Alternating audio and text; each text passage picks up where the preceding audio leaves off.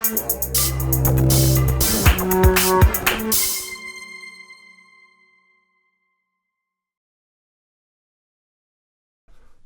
so now we've got two pushes. We've got the lead forearm push,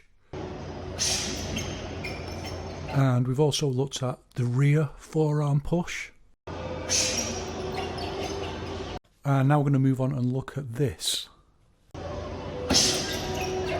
which is the palm push, the straightforward, literally straightforward, pushing straight forwards with the palm of the lead hand. And what I want you to notice first of all is something really interesting. It'll teach you a little bit about setting, even though it's about the hand. And this is that these three pushes, they're different. You can hear by the sound that they're different. There's a different transmission of force, and that's because the way that the heel of the palm contacts with the bag is slightly different in each case, and only if you get the proper contact, if it hits just sweetly perfectly, do you get the full transmission of force through that solid object. If you hit more with the top of the fingers, then it just sends the timing out a little bit and you don't get that same sound. So as you listen, think about, ask yourself, which one is the best one here? Which one gets the best contact?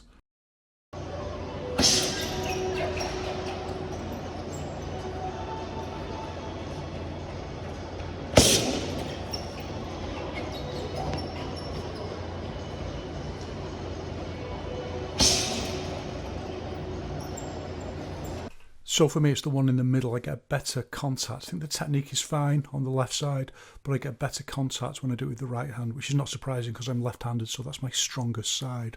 But that also tells us something else that's quite interesting here. A lead hand palm strike is very much like a jab. It uses open and it uses a little bit of rise combined with it. And the best kind of way of doing it is like a short, sharp palm strike. But you can't help psychologically but think of it as a little bit like a push. So you kind of want to put a little bit of extra push energy into it, and I'm very much like that when I do it. But it's quite a small movement for a push, like a jab or even a palm strike. You know, they rely on that short, sharp, powerful movement that hits a relatively soft target in terms of the face. But if you want to push someone back, whether it's with a jab or a palm, you need a little bit of structural power behind it. You need to be in contact a little bit longer, and you need to be able to get enough heft into it to push the opponent back.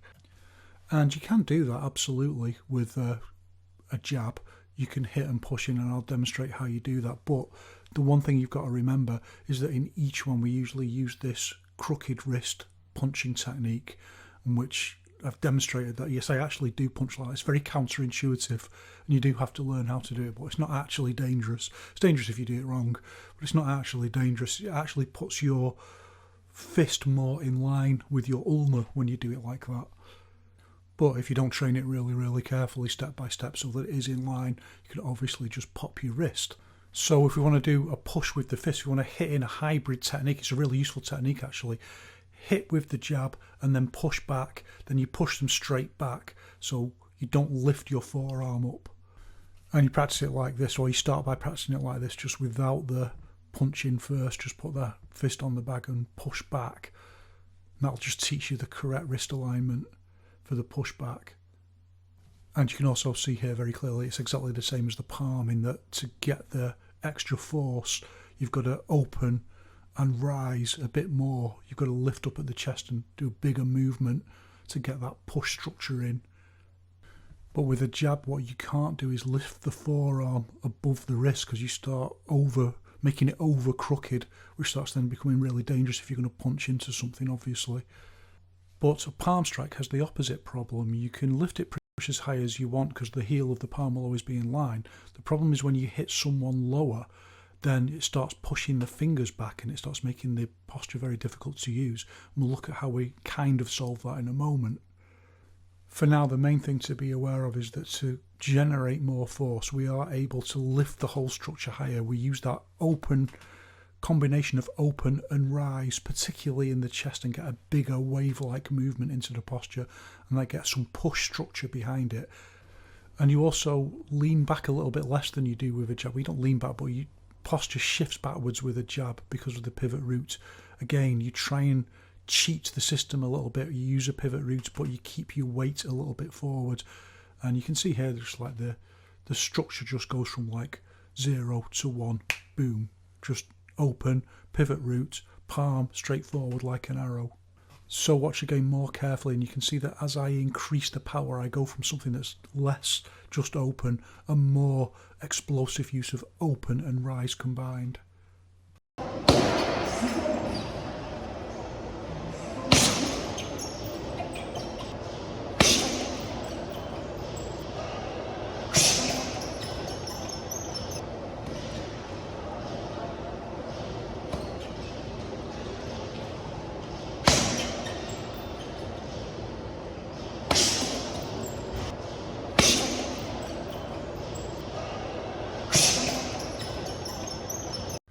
Right, so our problem arrives when we want to push a little bit lower, which we very often do, and also it's very target dependent. So if you push against a flat surface lower, then you get this effect of pushing your fingers back, and that's why there's this Chen Tai Chi defense against someone pushing you in the chest, where you just lean forward with force and use your chest to push their fingers back. Obviously, in most cases where you're pushing lower, you're pushing like someone who's done, you see me do it when I'm sparring all the time. I just guide someone around or push the back or something like that. But if you do want to push a straighter target lower, what you can't do is risk pushing your fingers back. So you have to adjust the way that you do it, and it's good training anyway, because it starts teaching you a little bit about short power. What you have to do is do a movement with less penetration, so you do more like that touch and pull back a very hot object. You don't push forward into it at all, so you've just got to retrain the technique so that you can stop it dead without penetrating too far into the bag, and that will stop your fingers getting pushed back, and it's not that hard to do, and it teaches you something really useful about body control.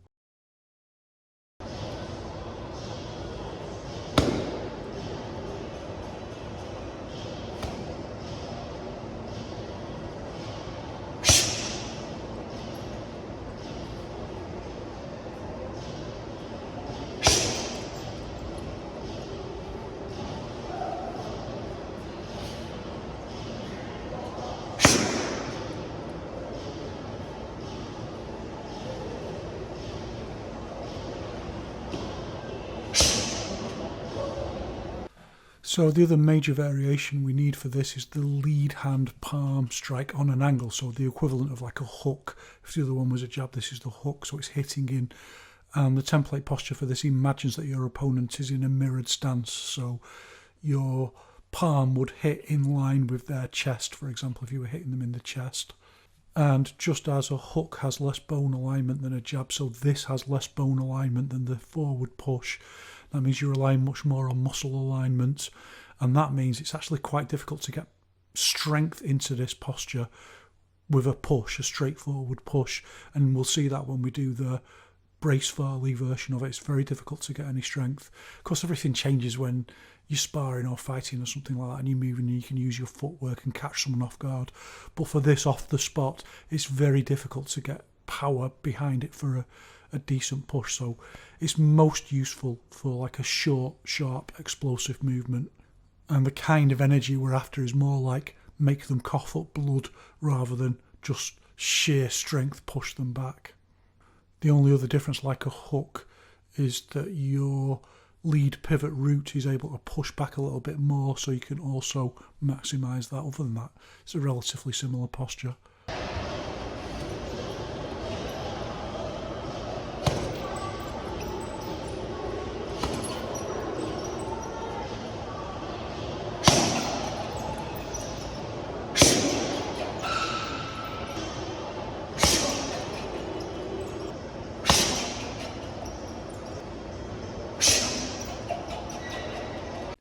Okay, so while we're here, we may as well take a look at the rear hand palm strike.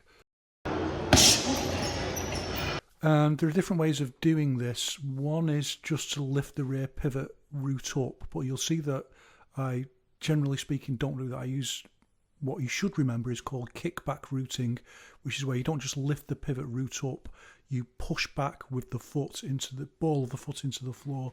We call that kickback rooting, and it creates that little bit more explosive point of contact. So watch that rear foot quite carefully. Otherwise, it's pretty much a similar sort of thing.